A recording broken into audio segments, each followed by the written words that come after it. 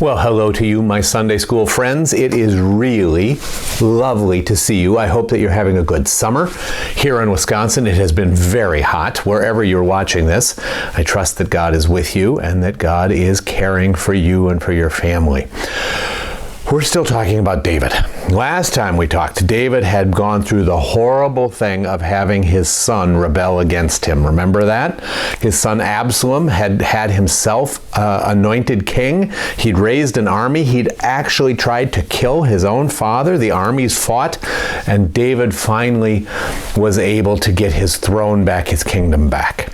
So David went back to work being king, and he became very powerful. He became very rich. He was very successful in driving the enemies of Israel out of Israel's borders, of creating peace in the kingdom, that all of Israel's enemies were afraid. They all didn't want to attack David. They were all afraid of the Lord. And so David entered his later years very, very rich and very, very powerful. And he kind of forgot that it was God who'd made him rich and powerful, that it was God who had taken care of him from the time he was a little boy, that it was God who had been with him when he fought Goliath and when Saul was trying to kill him, and through the early days when he was setting up his kingdom, and through all those battles, that it had been God. And David thought that it had been him. He even forgot how God had forgiven him when he made his huge mistakes. He forgot how God had been with him when his family was torn apart by war, by rebellion. He thought it was all him. And he started to think to himself, I wonder how powerful I really am. I wonder how big an army I could raise if I wanted to. So he went to Joab, his commander, and he said, I want you to go through all of Israel, all of Judah. I want you to count all of the soldiers that I could call if I wanted them all. And Joab said to him, that's a really bad idea. Remember, Joab often told David the truth. We had that last week too. And David said, no, I want you to do it. And Joab said, it's a really bad idea. It dishonors God. It will make God angry. And David said, do it anyway. So Joab and his commanders went through Israel and Judah, counting the available soldiers. And Joab was right. God was unhappy. And you know, it's just like in a family. When someone in a family makes a mistake, everyone in the family pays. When someone on a sports team makes a mistake, gets a penalty, everyone on the team pays. When someone in school is messing around and is being rude or being loud, the teacher often punishes the whole class, right? That's just how it is. So David made this mistake, and God was angry, and God let his displeasure fall on Israel. We've seen that so many times together, you and I. And a whole lot of people got sick. Tens of thousands of people died. It was like we've been going through with COVID, only much, much worse. Many more deaths in a much shorter period of time. And David was terrified. He was horrified. He was so, so sad. And he cried out to God and he said, please, the people didn't make a mistake.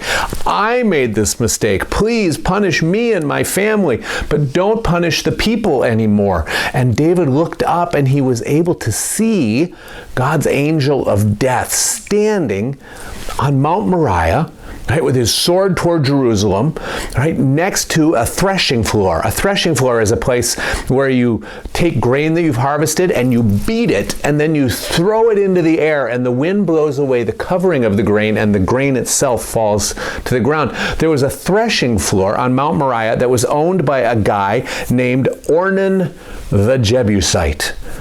And God made the angel of death pause, and one of God's prophets said to David, you should offer sacrifices right there where you see the angel. So David went to Ornan the Jebusite and said, I would like to buy your threshing floor. I would like to build an altar here. And Ornan said, take it, king. Just take it. Here, you can have it. You can have the oxen that I'm using. You can have the wood of the threshing floor to burn for the sacrifices. I give it all to you. And David said, absolutely not. I am not going to sacrifice something to the Lord for my sin that costs me nothing. I want to pay you the entire value of all of it. And so Ornan thought for a minute, and he said, I want 600 shekels of gold. And David said, done. And he built an altar there, and he offered sacrifices, and God forgave David and lifted the plague from the land, so no one else died. Now, David got to thinking that this would be a great place to build a permanent temple for God, right here, right on this threshing floor, right on this site. And God said to David, it's a lovely idea, but I don't want you to build my temple.